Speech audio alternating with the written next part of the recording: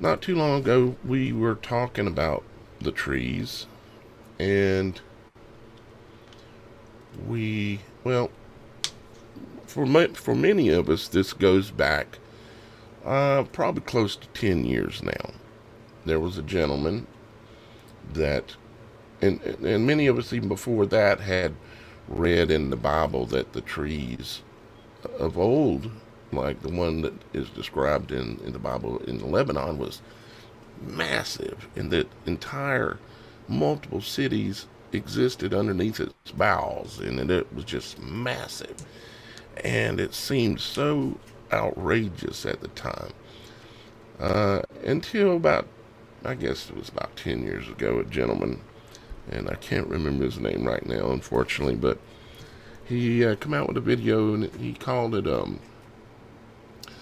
"There Are No Trees on Flat Earth."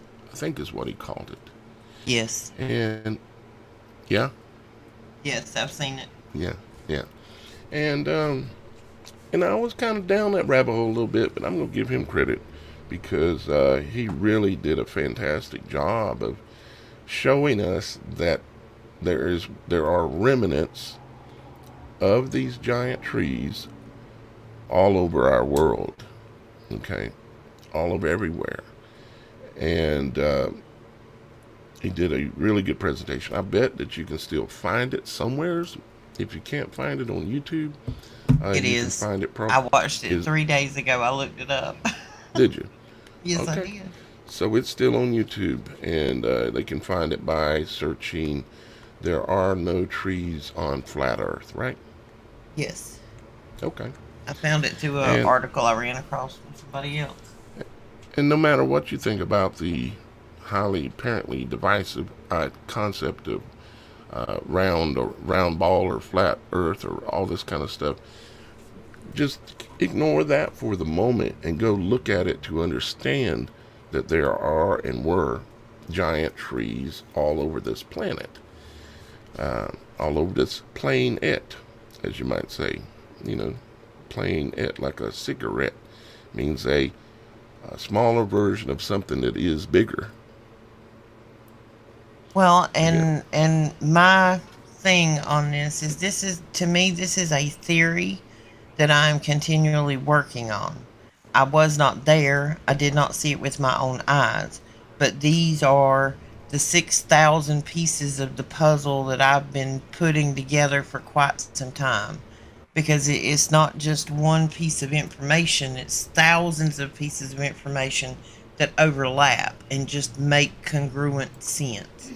Geologically, everything. Right? Give me 1 second. Go ahead. Well, when I started looking at this thing, if you take the mathematical equations of what these trees could have been, because if you take some of the things that we see as flat top mountains and you measure them off in a tree stump, well, the biggest trees we really know of are redwood trees. So if you compare a redwood tree to what that, just Pilot Mountain in North Carolina for one, if you took that, or the biggest one in the world, I can't remember it's at, I think it's over in Africa or somewhere, but you multiply it, these trees would have reached our atmosphere up there. I mean, like 747s would have had to fly around them, fighter jets would have had to miss them. They were massive. So if you take that into account, well, something that large uses resources. And one of the biggest resource anything of that size would need is water. Well, then you go from it was using a lot of water, it was storing a lot of water, and we see that waterfalls are coming out of the top of these, and I put this in quotes, mountains, which are tree stumps. Um, Imagine how massive that root system would have been and how far. I don't know, everybody's got a tree in your yard, and if you live in the south and you got a pine tree, you know that a pine tree root, it's all the way 2 acres away tearing up something over there that it shouldn't be. It's Or, there. or the big old oaks, their roots reach forever. Yeah. Well, And think about the cavern systems in this country. Every time, I don't know who's going on a mountain vacation, but when you go on a mountain vacation, which we do, which is up in Tennessee, Knoxville, North Carolina area, when you go up in there, the one thing you do is you go visit the caves and the caverns, which are right next to the big rocks that the water's coming out of. Well, if there used to be a massive tree root there and it rotted and disappeared over years, it left a cavern and caves with crystal stalagmites and structures inside of it that you see, which are the biological remnants of a tree. a lot of y'all guys kind of get some of that now. See, because this road we're going down is, okay, we discovered these massive trees. Okay, well, there's more to be seen. So then we said, one day it hit me that, wait a minute, if our mountains, a lot of our mountains, and I can show you picture after picture after picture after picture of these giant plateaus that look just like tree stumps. Like the small one that we have, I think it's Arizona, wherever it is, that's the Devil's Tower. As a matter of fact, I can share a screen and we can kind of see what, let's see here. Screen share with cams. Let's try this one. Yeah, everybody's still hearing me okay, right? Yeah. Yep. Yep, okay. So, we can pull up, like, we've all seen Devil's Tower. Okay. This is a small one. Whoops. Forgot the word tower. This is a small example. Okay. Very small example of what we're talking about. It is massive. Truly is massive. But biblically, the trees were literally like miles and miles across. Reach the heavens. They were miles wide in diameter, and they were miles tall to reach the heavens. Okay, that's biblical. Now, do we have physical evidence that we can see that shows that this theory is possible? Let's give you an example. This photo is a good photo. Give you an example of, let's see, here we go. This is the root fiber. This is a small tree, a small old giant tree. And this is just one of the root fibers. It's hexagonal in shape, and just like all tree root fibers are, hexagonal in shape. You can see that there's three or four, but at least three people up there standing on that fiber right there. Okay. I remind people to think of a stick of celery, how it peels. Yep, exactly. It's the same method, same way that things work in this world. Okay. And so if you've got something that's that massive, that three people, really probably, there are a couple people could be standing there, but if three people could stand on the fiber, and this is a small example,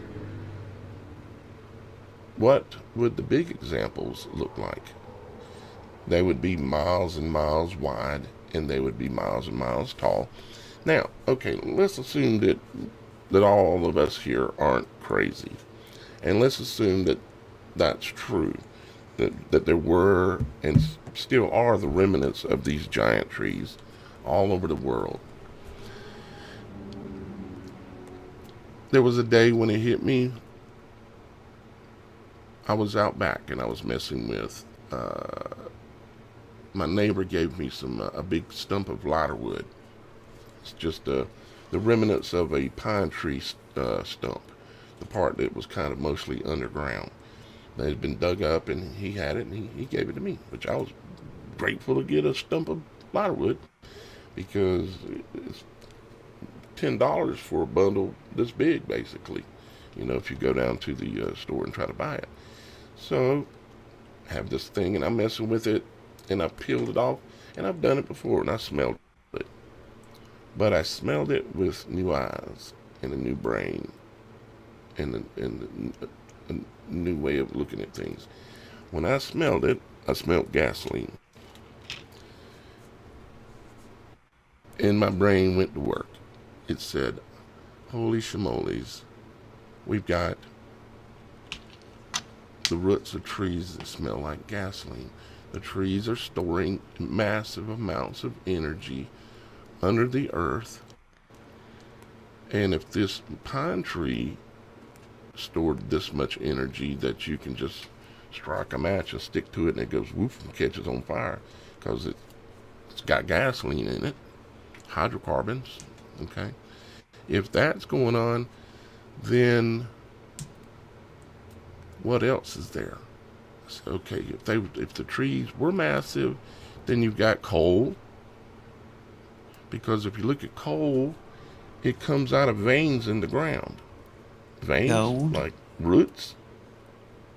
Gold comes out of veins in the ground as well, and that comes from the trees as well. It exists in the if you ever cut a tree and you see that white liquid that's coming out, that's like the blood of the tree, and that's what contains the gold. Is if you have any gold miner that goes hunting, they'll be looking for that white rock that has a line of what looks kind of like dirty stuff in it. And I'm trying to think of the name of the actual rock that they call it, but it's because they change the names and make it whatever they want because they have this fantasy they want us to believe. And so if we've got coal veins, we've got gold veins, we've got also volcano veins or lava tubes or the literal root system of volcanoes. They even call it veins. If you go start digging, and you'll find it. I've shown it before. But we're working up, going to a new level here in a second of understanding. But you have new people, so you kind of have to explain a little bit, refresh everybody's minds. Let's type in gold veins just for a second. Okay, there you go. So these are some really good looking gold veins. Some of these images here, of course, but you'll notice that they're in that white looking rock. And why is my brain quartz? Yeah, that's what I'm looking for. Quartz.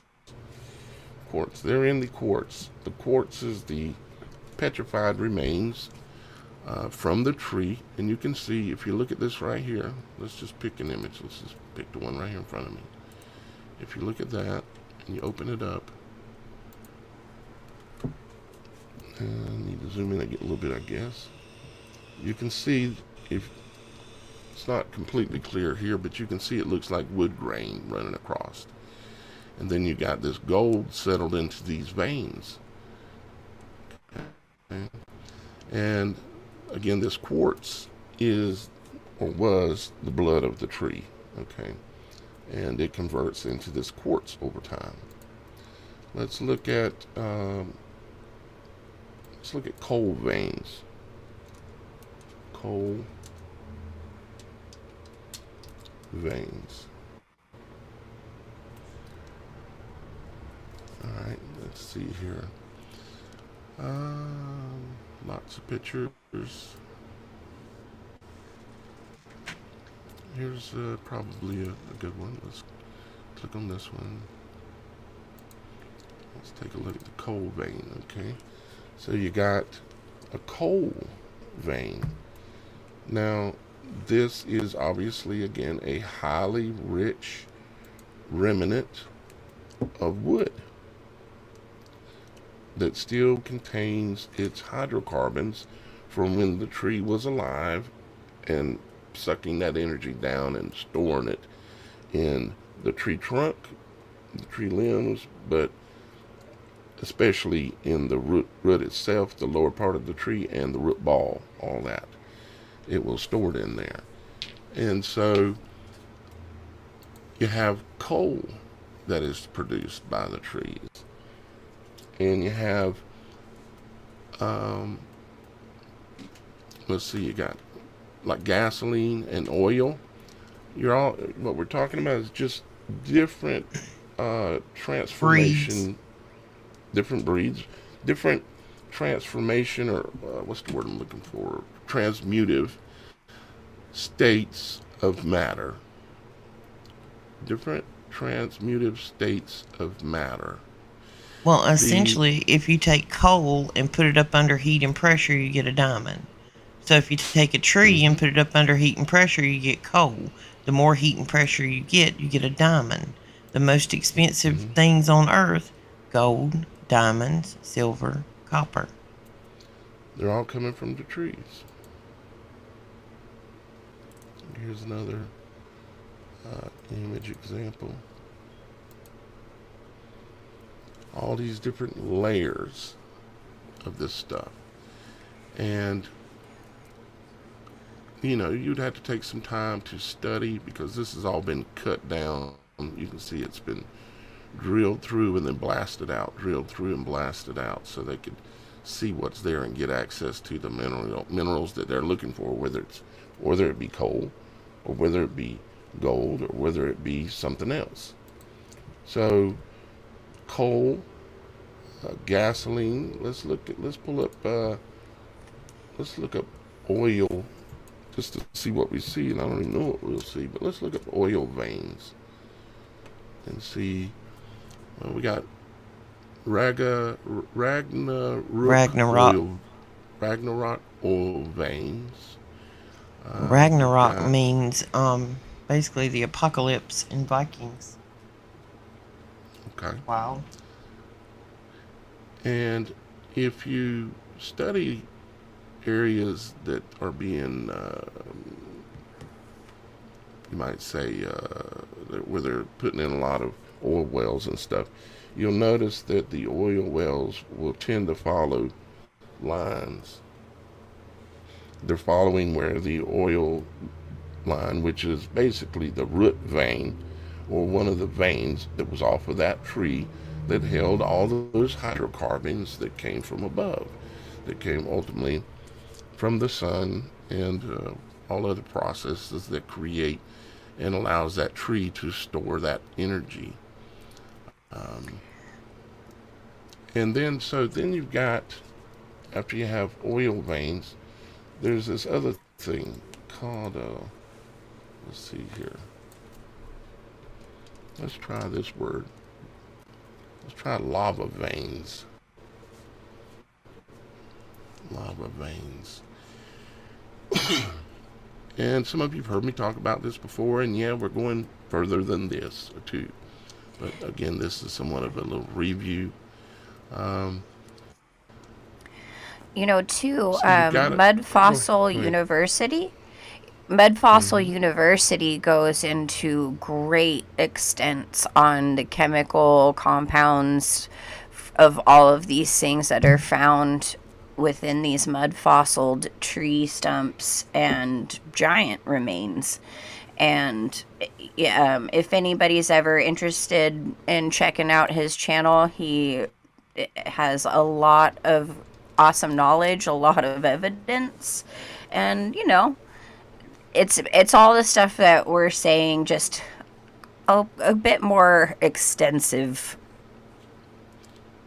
Yeah, he does a really good job and he goes places that even I Right?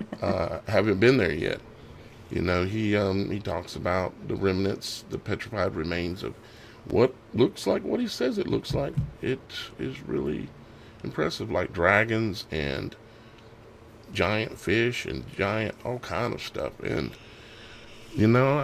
it's hard to deny because once you realize that the world itself, the soil under your feet, is just literally a graveyard of all previous life that has been on this world before, going back all the way back as far as this world existed, everything that lived is dead now under our feet, basically, when it comes to things that were alive as like how we are. Okay, I'm not talking about necessarily spirits and stuff, but although you never know about that too. But the dirt, if you go out and just pick up a handful, everything in your hand was alive, not just once, many times. Maybe it was a tree this time. Some of those minerals was maybe in an Indian running around here hundreds of years ago. Maybe it was in a woolly mammoth 1,000 years ago. Who knows? The thing is realizing that the earth is the remnants of everything, and everything was alive. And literally, we're made out of that same thing. Our bodies are.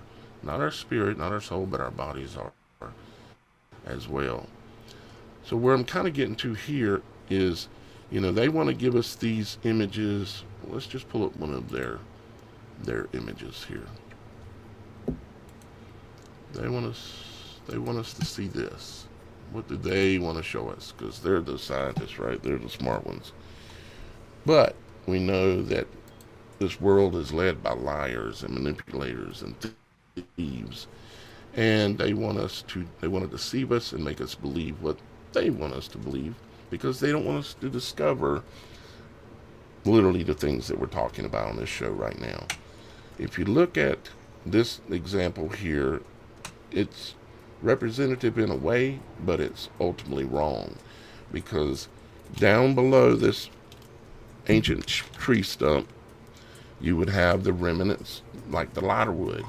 Okay, you would have the remnants of that giant tree, and each tree, depending on what breed of tree it was, would have its own way of decomposing and transitioning from one material to another over time. But in some cases, you're going to have situations where the materials that are there are so volatile that the tree ends up turning into a volcano. And there's very clear evidence of this all over the world. I've shown this in previous videos, so that's why I'm not trying to go in depth and prove what we're talking about here. But the evidence is overwhelming that it's all over the world like this. And the trees, just like Hawaii, or the Hawaiian Islands, that was a row of trees. And what you have left is the remnants there, and there's all this heat and gases and everything and water, especially water, because we're getting ready to come to water. There were all these gases and everything that are under the ground, and when they transmute over thousands of years, and if it's the right kind of tree and the right kind of conditions, you end up with it wanting to bubble up and come out. And sometimes it will bubble up and come out with an explosion, especially if it comes up and it's bubbling out and there's a pocket of water that happens to be in the way of it coming out. And because if that heat hits that water, you get an expansion of H2O expanding into gas form, and a huge steam explosion, and blows the top of the tree stump off, and you have this explosive volcano. Now, we've already been down this rabbit hole a number of times and explained this, and ultimately I'm going to have a documentary that does this in a professional way of explaining all of this. But for now, we're taking you along the ride of trying to discover more of these pieces, okay? A really good example, Daniel, of this, of what you're speaking of, is in Exodus in the Bible, when the Israelites, the Hebrews, were starting their journey, from the Red Seas going into the desert further to Mount Sinai, they stopped along the way, and they were all complaining of thirst. There was no water. They're in the middle of the desert. But Moses, splits that rock, and it literally just erupts with massive amounts of water, enough to fill that whole basin area for them to have enough water to survive.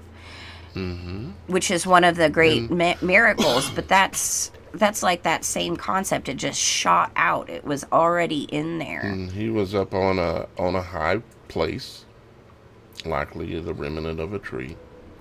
And he was up there, and of course, Father knows the truth about the water below and all these things, and it being stored the way it's stored.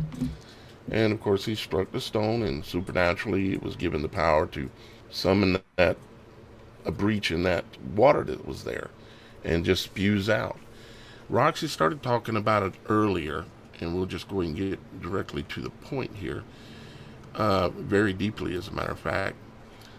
Is that, and Roxy, jump in anytime you want, darling. Both of you, all of you. But if you have these giant trees, and we know that even biblically it says that there are vast amounts of waters that are needed in order to service these trees. Vast amounts. And we're talking about these trees, they likely covered the entire earth. Now, and not only covered the entire earth, but covered even where we have oceans now. Okay? Where our oceans were at, you say, well, how was there trees there? Because there wasn't no oceans. The water was in the trees. You see, back in the days of before Noah, it didn't rain. And there were no massive, huge areas of giant water. There was water. There was rivers, I imagine, and some things like that. But the majority of the water for the entire world was in the canopy of the trees. It was in the trees itself. It was all or mostly there. And so, and Roxy is the one that triggered this next little step. And that is well, if all the water was in the trees, what happens when you cut the trees down? And they stop using the water. And they stop using the water, but their pumps are still on that pulls it. They can't push it up into their 50-mile wide, 100-mile wide. Who knows how massive these trees were, but they were massive, massive. And they were all over the world. It was like the movie Avatar. Okay? Those kind of massive, even more massive than even what they showed in there. But these trees are storing all this water. So when you cut them down, those tree pumps,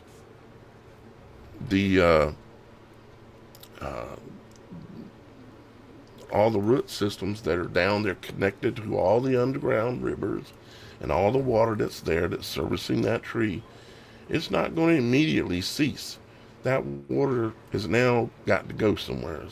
It's got to come out of the tree, and it's got to come up through the tree. If you go and you look at mountains right now that have massive amounts of, like a lake on top, you say, how is there a lake on top of the mountain? How is there a lake on top of the mountain? Oh, it's just rain. Well, there's multiple rivers that run out of the lake continuously. How is there a lake with waterfalls running out of it on top of the mountain? And this is all over the world. It ain't magic. It ain't magic. It's simple. See, that's how Father made things. It's actually very simple. But the occult of this world that hides all the truth and everything, they complicate things extremely so that you can never figure it out. But once you figure out that actually things are very simple, it's a lot easier. Well, so now you've got all these trees cut down all around the world. Let's see. Go ahead, Roxy. I'm going to pull up an image. You go ahead. If you think about the fact of how much water these trees were storing, and how much water it would have been having to use to produce energy, which was to produce oxygen and eat up the carbon monoxide, just like they do today. The oxygen level would have been in the 37+% range. We currently operate at about 21%. When you take animals and you put them in a terrarium and you reduce their oxygen, the next generation of those animals will get smaller to compensate for the reduced oxygen. But if you go back to the water, all of that water, let's say that instead of the oceans being as high as they are now, you pull the oceans way back. So there's a lot more land and less water. Well, all of a sudden, something is filling that water because it stays enough, to help Earth survive. But all of a sudden, we're not using that water, so that water is always replenishing, but now nothing's using, plus it's flowing back into itself in the circulatory system out of the waterfalls and the lakes and the rivers. So now all of a sudden your water level rises because what was using that water is not there. Remind me too, Roxy, what is the makeup of water? And we breathe this oxygen stuff, right? And Yep. And other things that are in the air. But what happens if you kill off all the trees and then there's all the elements that used to provide a different mixture of oxygen and these massive trees were providing all this oxygen? What happens if you change that mixture and you have all the water now freely flowing out of the trees, and you have the air, uh, the content, what I'm trying to say is the content of the air, meaning the oxygen mix, which is what you're talking about, would have all changed. So now you've got a situation where the literal, like, it's believed that the oxygen level now is lower, right? Well, But, amber samples from back then, which would be petrified tree sap, when mm-hmm, amber solidifies, sometimes you'll see samples of amber with, bugs in it or whatever. Some of them have mm-hmm, air pockets in them. The mm-hmm. testing of those air pockets within amber have showed that the oxygen level in them was about 37%. We currently operate at about 21%. You said 37 down to 21? Yeah, 37 to Okay. 21, which is your explanation as to why most all creatures shrunk. Because in the Mm-hmm. Bible, it tells you that, it tells you people's height, and they were way bigger than we are now. They lived way longer pre flood. Mm-hmm. Just like the trees lived way longer. It's like it's all Everything had a based lot on the more life tree. to it. Mm-hmm. Everything lived long, and all you got to do is go back to the flood. Let's go back to Noah again, right? You go He was back to given there. 100 years to build the ark. Mm-hmm. And the trees were massive, and it didn't rain the way it does now. It's like, I mean, I haven't went through the entire whole thought process. This is going to take, sometimes it takes days, weeks, months, sometimes years to Well, really am I correct? understand what we're talking Was it about. not stated that it would rain for 40 days and 40 nights? That's what it says. Okay, well, if you whack these trees off, It also you got says that some of them. Wait a minute, hang the on, let me vents finish this from thought. below were opened. Well, you got the stumps with the water spewing out of them, the ones that didn't close off when they were cut. You got the Mm-hmm. lack of use by the ones that were severed that did not spring a leak. But all of a sudden, you've got this complete change in the atmosphere with Mm-hmm. steam, sunshine, and so it's going to start raining. I mean, the system is going to start circulating until it equalizes again and the water slows down. Mm-hmm. 40 days and 40 nights is what it took for the climate to adjust to where it stopped raining, To reset itself. to reset itself. That thought just come to me. I had to Yeah. completely get it out before I lost it. Yeah. Yeah. Thank you. Yeah. You have Because, to. I mean, we can tell geologically on this earth, regardless of what your religious belief is, we can tell there was a flood. We can actually tell there's multiples, but they only really tell you about one. And when I say that, I say they. We all know who they is. We know without a shadow of a doubt there was a flood. Something happened. It's clear. It's clear. It's What evident. If caused the flood is the question now. Now, we could say, well, God caused it. Okay, fine. But there are actual events. When God causes things, when our Father causes things, He uses things. He uses people. He uses creatures. He uses everything. And just like the dark side is trying to do, they try to be like God, and they try to use everything as well to achieve their goals. But let's say that the, the that the flood happened. There's clear evidence, whether you want to call it mud flood evidence, whether you want to call it whatever. But there's clear evidence that something happened and these trees were all whacked off, kind of like this image you're looking at here. Something happened. well, and you And also got to then think when about that happened, what happened after that? The flood. well, and think about okay, like over in the chemical place, Chernobyl. They planted hemp everywhere at Chernobyl. The hemp is literally cleansing the earth of all that nuclear waste.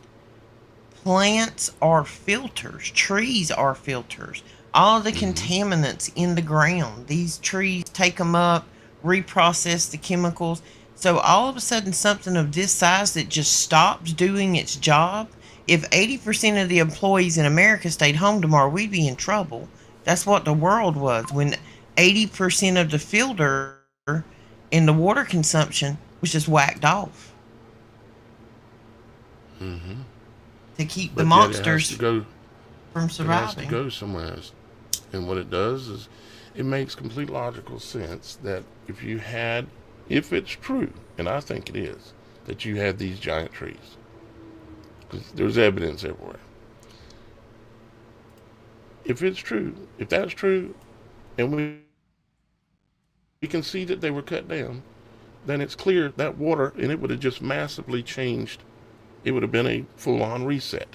Okay, it would have massively changed everything, and it makes sense to me that it would have flooded, basically flooded the earth. And where there are oceans now, there wouldn't have been oceans because that water would have been in the use of the trees. The trees, they use water and then they release it, just like we use water, but then we release it.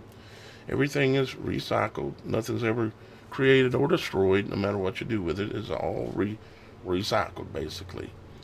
And I mean, this image that we've got here that we came up with actually is really good.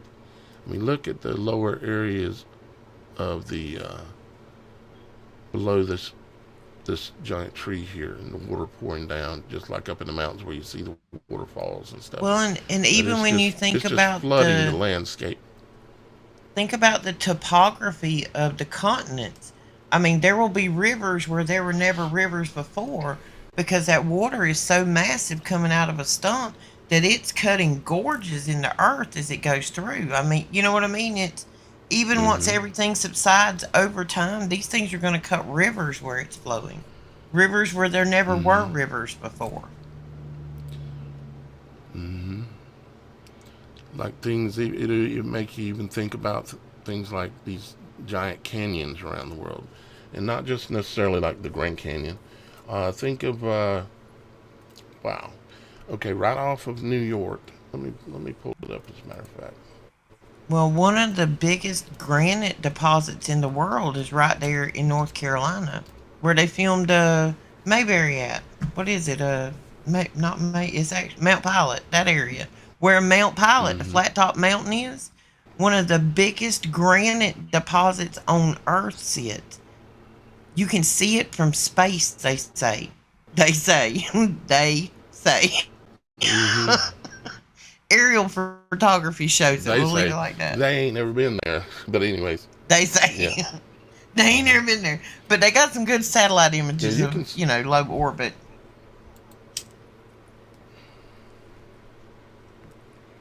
low orbit stuff. Yes. It's amazing how now when If you we when you're look saying something, you at, go from space, you catch yourself, you're like, nope, deprogram, yep, got to deprogram. deprogram. Here's an image of. Let's see. I don't know if it's high enough resolution, but we'll see. Let's open this up.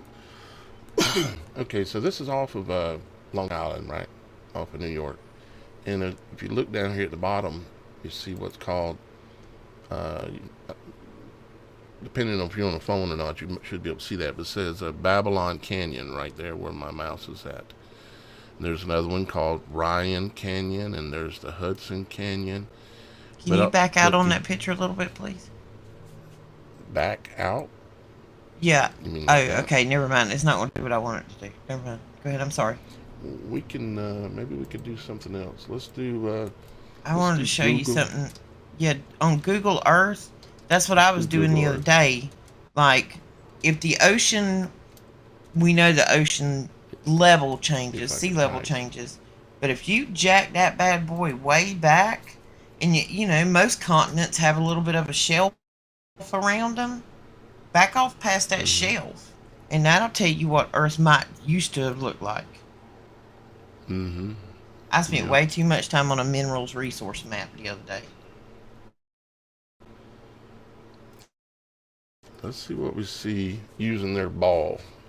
Because sometimes when you just Look at it from that overlap way. the colors on the mineral, you can see stuff. You know, you can see the patterns of like where this is or that is. And then if you take that and cross-reference with what kind of tree grows in that area, you'll see that, like, you know, on the East Coast, there's more particular this kind of tree that grows. And because of climate differences. And you'll see the difference in your mineral deposits. Oil, coal. I'm working on getting it here for us.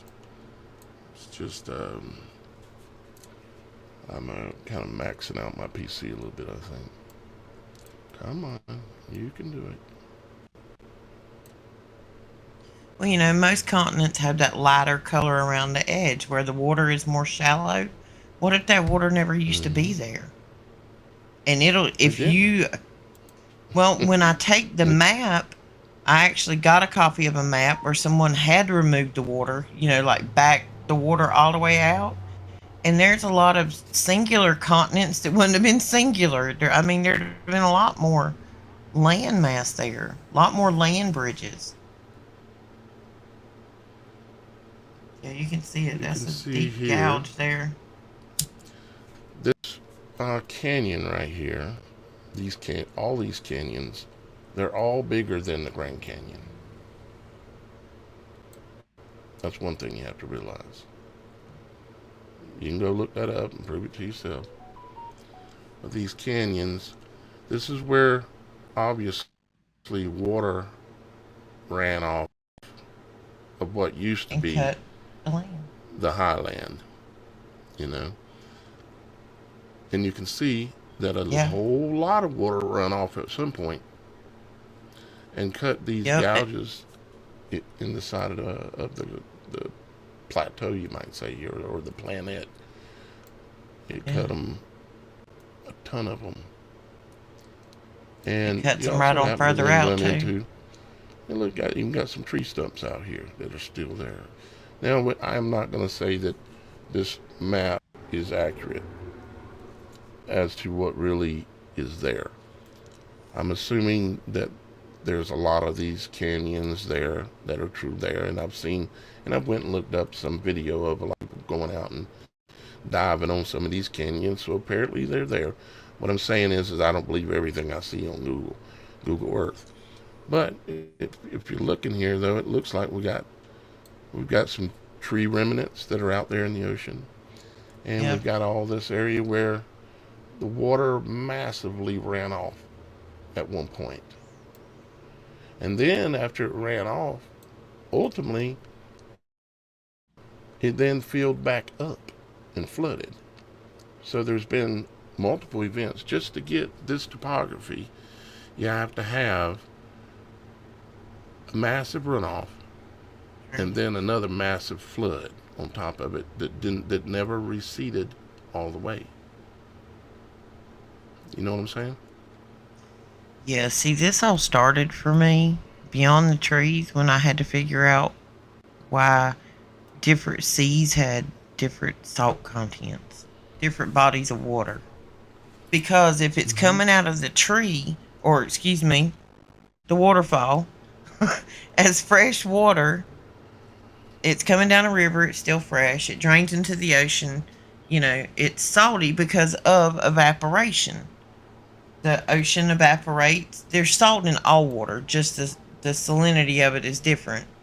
So, it kind of like you got more salt in the ocean because the water portions evaporate and it rains back down. Well, there's still fresh water coming up from below. And then I started looking at all the bodies of water around the earth and what their different, salt composition was. And that's when I started looking at the shelves and the lakes and like how that water got there. Because I don't think that water used to be there.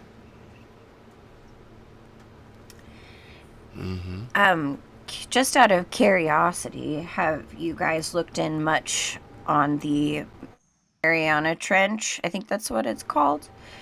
The deepest trench known in the ocean. How that one guy discovered that there was... in the Atlantic? I can't remember exactly where Water under the water? Yeah, but it had a totally different density. It was... sorry, I'm having a hard time talking, guys. I'm coming on. But it was almost like it was solid, but it was water. It's just interesting because I'm curious as to if that is some kind of a portal or barrier for the waters underneath. Okay, well check this out. It seemed like the density of that water was much more dense because they couldn't go through it.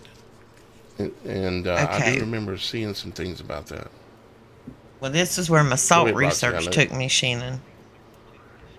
Okay. As the fresh water comes out of the waterfall and the rivers and the lakes, drains into the ocean becomes salty. The ocean keeps about a 3.5, I think it was, till you get up close to Antarctica where it's really cold. And then the salt kind of starts forming into these chunks and drops to the bottom of the ocean. Okay. It forms like this rock structure. It's like, the water gets a little bit saltier, and then all of a sudden just bam, the salt falls off and the ice forms. It's so cold. You mean like the density gets so high that it crystallizes? Yes, like as you let's say you're closer to Antarctica. You're almost describing rain underneath the water, but it's right of salt water. It's raining the salt. More denser the salt content, the thicker the water becomes. And I know this because I went to a float tank one time, which is like this super salty water. You can't sink in it. It's like laying on Jello. It's hard to drown in the ocean. Yeah, it's like the one I went to. Yeah. Well, I was just thinking of, in a sense, like the womb is like a portal, right? It's even considered to be called the matrix. That is what the womb really means. It means matrix. So if that in essence is like a portal, down there I feel like that salinity or that the density of that water is more along the lines of that kind of womb portal matrix thing. And it just is, it brings up the whole idea of that being like the portal of how this water, some of these waters from below just came spraying out and caused all this stuff along with the trees and all, the waters from above. But, they don't know much about it. I haven't heard any updates on anything along those lines. As a matter of fact, I think the guy who discovered it is no longer alive, but I could be wrong on that. Well, one of the I'll have best electric conductors just happens to be super cold, salty salty water. water. Mm-hmm. Imagine that. Mm-hmm. But nobody fights over Antarctica. Imagine that. We're all going to be nice. Yeah, We're all going to be nice. We're gonna blow up every other country, but not Antarctica. It's a big hunk of ice forming on a chunk of salt in a salt lake. We're not going to fuss about it. There's no scientific anomaly here. Just look the other way. What is it that, specifically, I'm wondering, what is it that it said about, what words were used when it talked about the flood and the waters coming from below? I want to find that answer to that question. Right. Y'all guys chit chat, and I'm going to look that up Because, here. I mean, I already have a sense that the space that we know, the outer space, is more of a water-based kind of thing. It's water. Mm-hmm. I mean, so waters from above and waters from below, but the firmament acts as a barrier and a portal, right? So I can just, I don't know. I just feel Genesis like 7:11. there's something to that. All right, Genesis 7:11. The fountains of the great deep burst open. Genesis then- 7:11. Let me Yeah, I pull think that it's where up. it's at. I can pull that up. According here. to Genesis 7:11, two things happen simultaneously. The fountains of the great deep burst open, waters from beneath the earth, and the windows of heaven open, rain from above. So it said windows above, Windows. and below it. Yeah, okay, right. the fountains Using of the a great symbolic deep word. burst open. The Fountains. windows of the windows of Okay. heaven opened. But why would the windows of heaven pour rain? Well, we're gonna Pour go. water, because that is, it's water. It's not this vacuum of, nothingness. It's water. There was this amazing experiment All I saw. creation that exists starts inside of water. Right.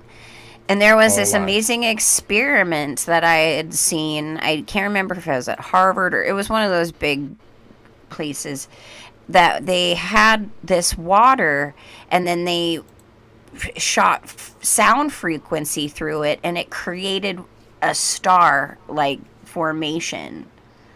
And it just was amazing. And it solidifies the idea that the water is, again, some kind of portal, something to do with Have you all ever of that seen on the outside.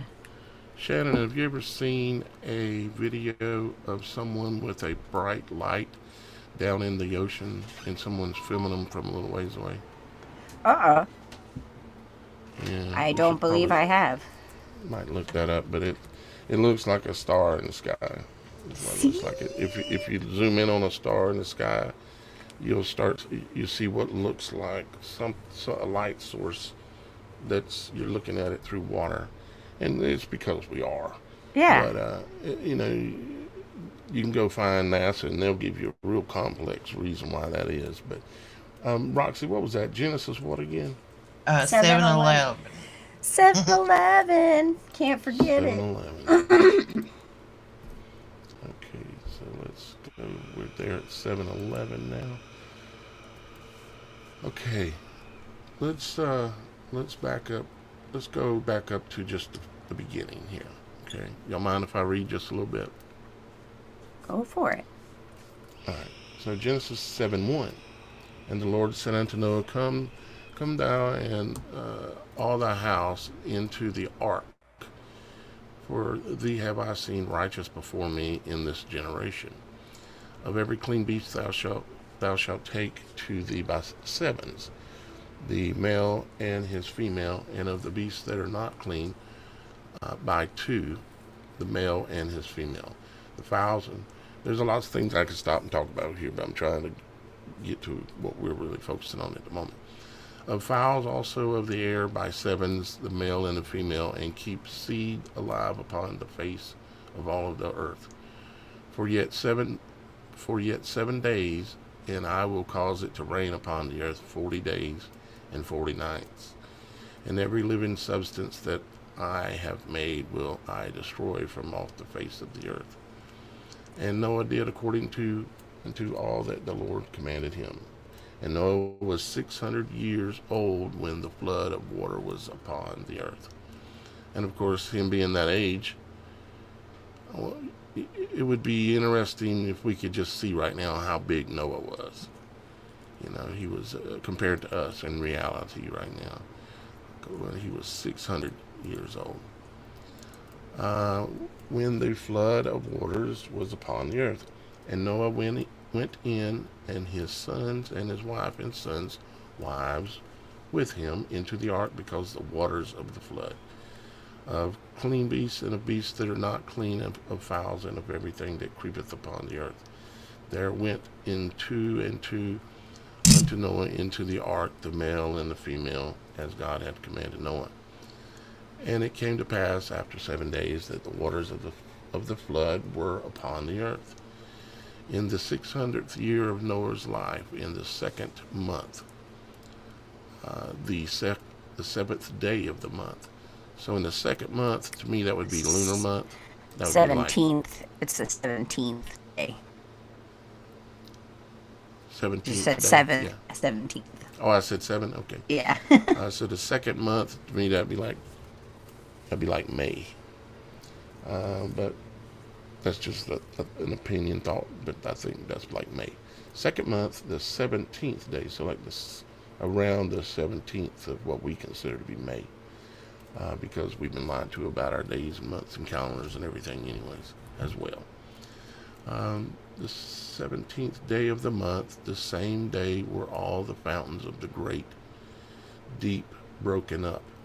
Now, let's look at, let's see if we can do this.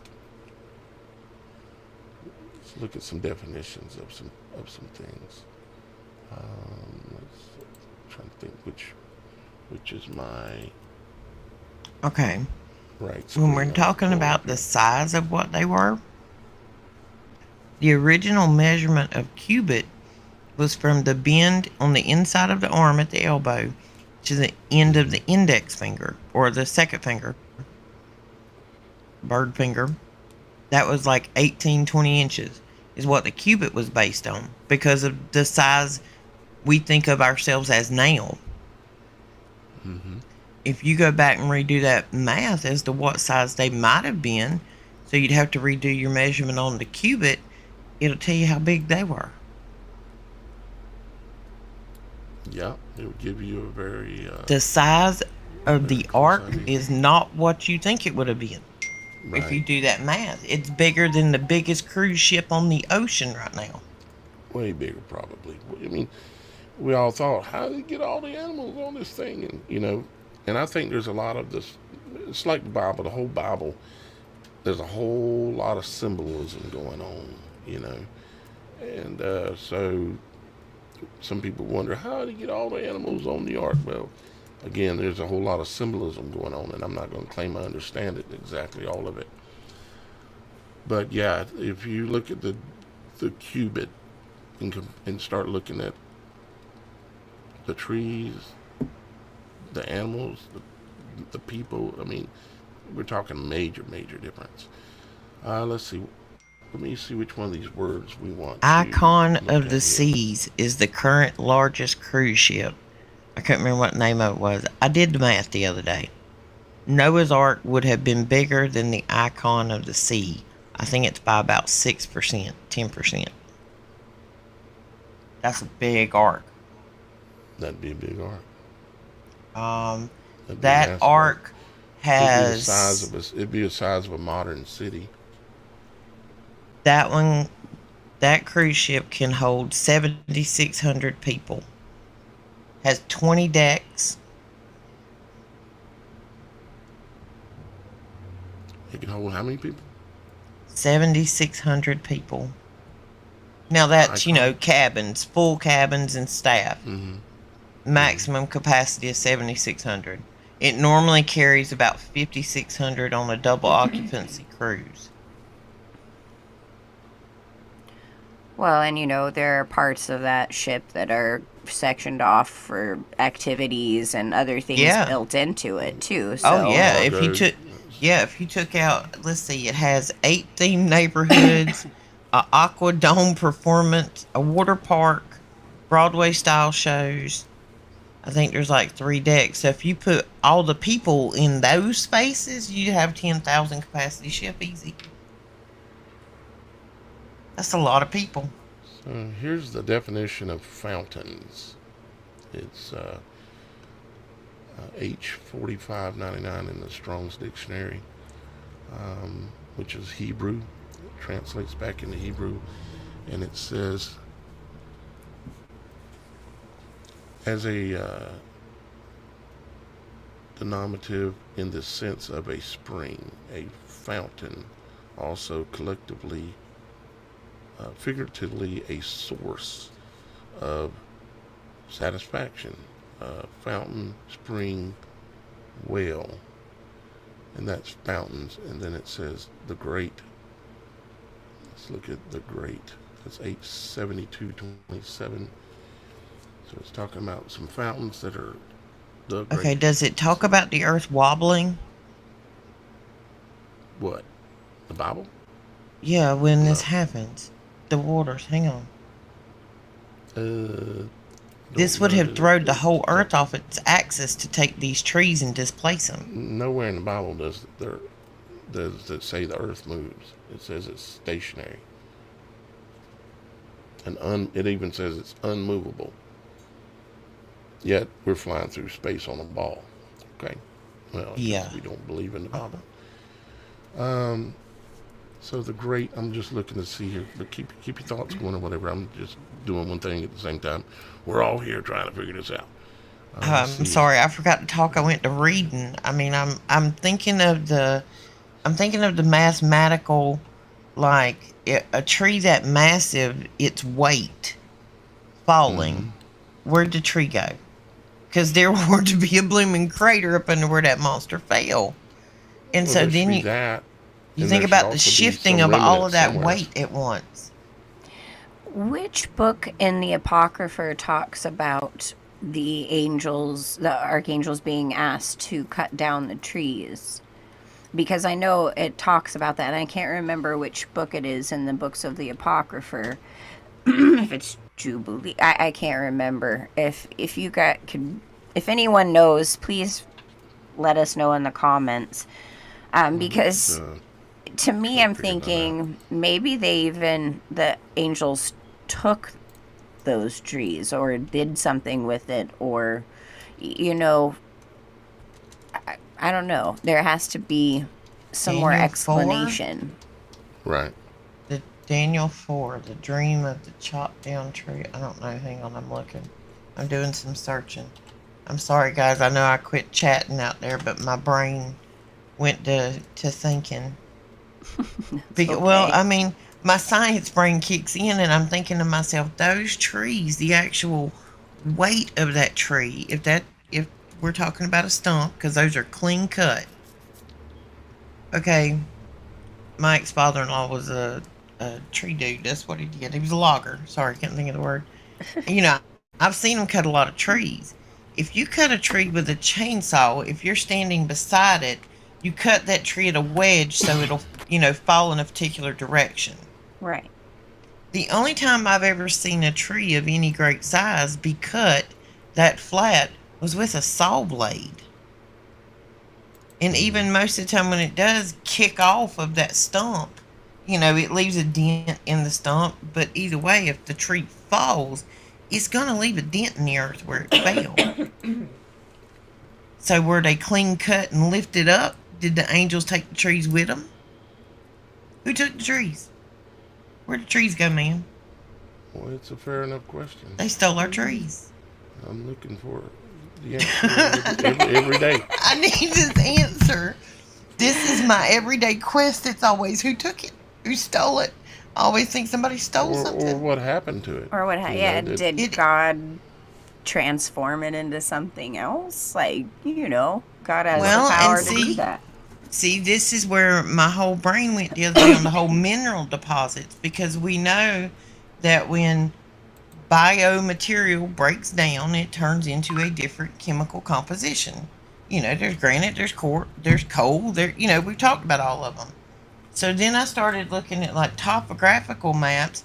If the tree did fall off of that stump, what we think is a stump like Mount Pilot, I went 360 degrees and I went, okay, where is the vein of whatever geological material is there? Right. That's where I'm at. Then I got into Earth's magnetism and radiation. We know that if the water rose, that the trees could have floated somewhere. We know logs float. So I would assume maybe, just maybe, that's the way it worked back then too, that logs would float. Now, of course, it would take a lot of water, but Okay, I we're hadn't talking about a calculated lot of that. water. Huh? I hadn't calculated that. Yeah. They would I'm taking float notes. they would potentially float off, but they still should go somewhere. Now, the stumps, they couldn't float off. They would stay rooted where they're at, and they would have to be under the water because the water was now rising. There was a flood where it got really deep, but then after the flood, it started subsiding and it come down, come down, come down. But most of these tree stumps would have still been under the water, and this is why it was easy for them to petrify. But the trunk of the trees, they would have been up floating on top of the water, and this would have caused rot. In today's terms, it would have caused dry rot, where like if you see the trees that have fallen into a river or whatever, all the materials in that tree will ultimately leave it, and you got nothing left but like this white looking remnant of what was a tree that is no longer strong, and it's not petrified because it's exposed to oxygen. Petrification generally only takes place beneath, most likely beneath the water. So there's a few of my thoughts. I looked up a related scripture, which is Dan 4:14, and he's talking about this is Daniel was talking about his regarding Nebuchadnezzar's dream, because it talks about Nebuchadnezzar being likened to a massive giant tree. But in reference to the dream, he says he cried aloud and said, because I don't know where we'll find the answers. We do the research sometimes live right here on the Supernatural Show. So, well, when your brain takes off, you got to follow it. You got to go. I mean, what do y'all guys want us to do? Say, show's over, we'll tell you next week. Well, see, now you're talking about the tree floating off, so now I'm thinking, okay, well, now maybe I need to look for deposits in a straight line or a certain length, because I've calculated, I've taken a lot of the flat top mountains and compared them to, okay, like Mount Pilot seems to be one I've focused on, but most everything up there seems to be like granite. These stump-like things I can find seem to be granite. So then I go in the area and find the largest tree there and try to get a breed off of what maybe it might have been, height-wise, width-wise. If that tree fell within the 360-degree circle, I should be able to see a vein of granite. Look into what wood looks like when it no longer floats and sinks to the bottom of the ocean or sinks to the bottom of the lake. Go look and see what it looks like now, and you'll find out what it looks like then, or what it looked like then, or pretty close to it probably.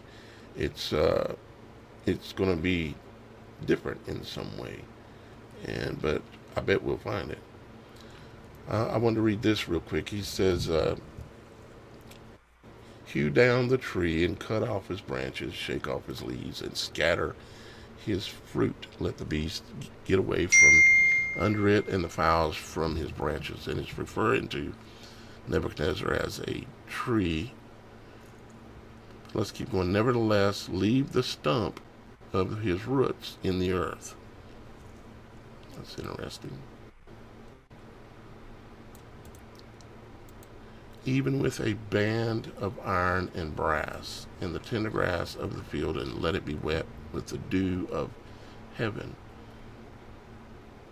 And let his portion be with the beasts in the grass of the earth. So let's see here. That's interesting about iron and the brass, but let's see. Let it be wet with the dew of heaven. Just a reminder for myself. 4:16. Let his heart be changed from man's, and let a beast's heart be given to him unto him, and let 7 times pass over him. So what does White flag, you make sense. I'm sorry. What does white flag say? Logs equal mountain ranges. Yeah, very, very well could be. Also, Could be. I found some more scripture that is also in reference in this instance. It is, what is it, Ezekiel 31, but it talks about Pharaoh as the felled cedar of Lebanon. And you know what's interesting is there, right by Lebanon, just across the ocean, is the island of Cyprus. And it literally talks in these passages about this tree that was like in Lebanon, and how wonderful and huge it was, and all this stuff, and how it had fallen, and how the Pharaoh is in comparison to that tree. But I mean, it is literally called Cyprus, this island. You know what I mean? And it's it's right next to Lebanon. It to me, I think that was there. It's a literal tree he's speaking of. If you look at, if you imagine the water gone, because it was up in the trees and in the air, because it did not rain back in those days. If you imagine that being all dry land, look at it in a different way like that, and you probably see it. Because I'm recently just having to realize too. Okay, let's take this water and get rid of it, and put it in the trees. That's where it's at that time, and they'll look at it a different way, and it's going to answer some questions for sure. So thank you, Roxy, for helping us realize that one.